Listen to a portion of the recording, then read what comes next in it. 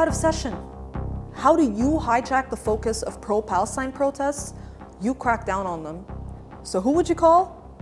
Definitely the police, because this is how America solves its little inconveniences.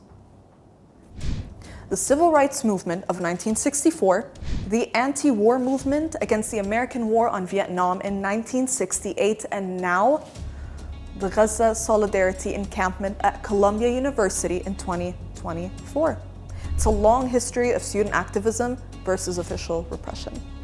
The protests at Columbia instigated the domino effect of pro-Palestine protests in universities like Yale, Harvard, MIT, and they represent the call to action and they give voice to resistance. This is actually sending the US government into a spiral of panic. Through civil disobedience and peaceful protests, student activism is challenging the imperialist system, exploiting the academic institutions that they use as a tool of social control to enforce ideologies and conceal the failures of their own history and present. As of now, dozens of students have been arrested at universities like Princeton. Quick fact, NYPD Chief John Chell actually revealed that it was Columbia University's president, Namat Shafiq, who's Egyptian by the way, who called the police on students and gave them permission to arrest them.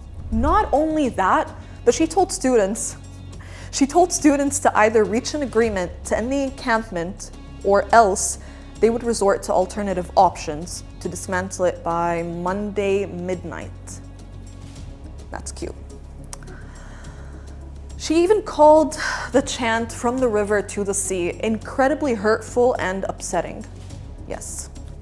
The authorities, be they police or academics, are actually weaponizing anti-Semitism, claiming intimidating behavior from the students.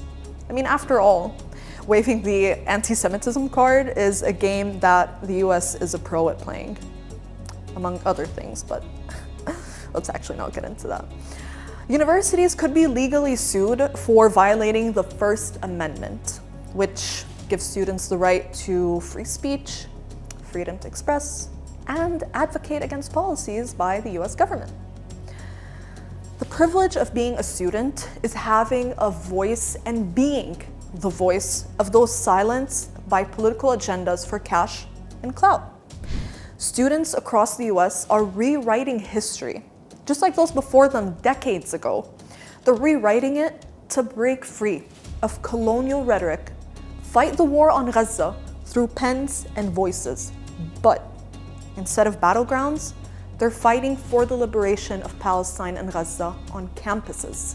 So I dare you, take action, stand up, be on the right side of history, and use all of the spaces you have and all of the privilege you've earned to fight imperialism, resist the systemic injustice, and be the voice of Palestine, because this, just the beginning.